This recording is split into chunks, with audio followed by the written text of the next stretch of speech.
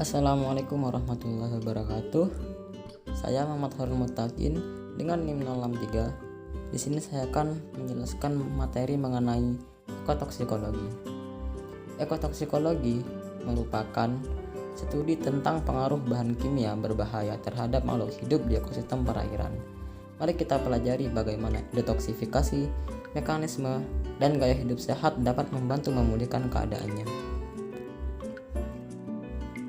Detoksifikasi dengan membersihkan lingkungan perairan. Yang pertama, batasi penggunaan bahan kimia. Mulailah dengan menggunakan bahan kimia yang lebih sedikit saat merawat kendaraan dan bersih-bersih rumah. Yang kedua, pelihara kualitas air dengan membersihkan air limpasan rumah serta menjaga kualitas air di selokan atau sungai dengan mengurangi polutan. Yang ketiga, gunakan bahan organik. Memilih bahan-bahan organik ketika membeli produk pangan yang dihasilkan secara alami. Yang keempat, partisipasi komunitas. Bergabunglah dengan kelompok yang mempromosikan detoksifikasi seperti aksi pembersihan pantai dan perairan. Mekanisme ekotoksikologi. Apa itu etanol? Etanol atau alkohol adalah senyawa kimia yang umumnya digunakan dalam pembersih rumah dan bahan bakar minyak tanpa timbal. Bagaimana etanol terurai di lingkungan perairan? Etanol dan senyawa organik lainnya dapat berubah menjadi senyawa yang lebih berbahaya atau mengikis ketahanan organisme perairan terhadap penyakit. Dampaknya terhadap ikan dan organisme perairan. Konsentrasi bahan kimia yang tinggi dalam tubuh ikan seperti cyanida dapat mempengaruhi kerja sistem saraf dan menyebabkan kematian. Ajakan pola hidup sehat dengan membangun lingkungan yang bersih dan sehat. 1. Pilates di pagi hari. Latihan ringan di pagi hari membantu menjaga kesehatan tubuh dan pikiran. Yang kedua, parkir sepeda, tumbuhkan oksigen. Mulailah menggunakan sepeda sebagai alat transportasi atau tanamlah tanaman di sekitar rumah untuk menghasilkan oksigen.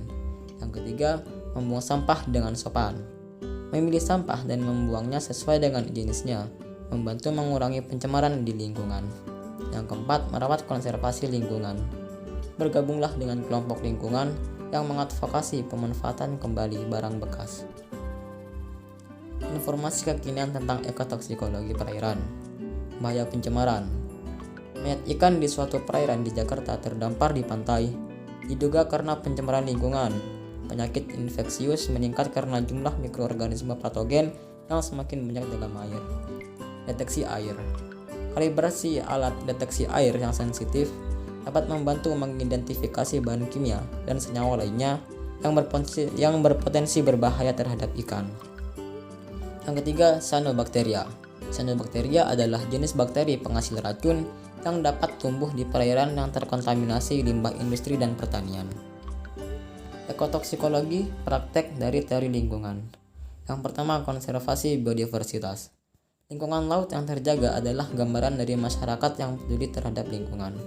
Dampak negatif dari berkelanjutan. Berbagai jenis limbah kimia yang dibuang ke perairan akan berdampak negatif bagi organisme perairan. Sejahtera bersama.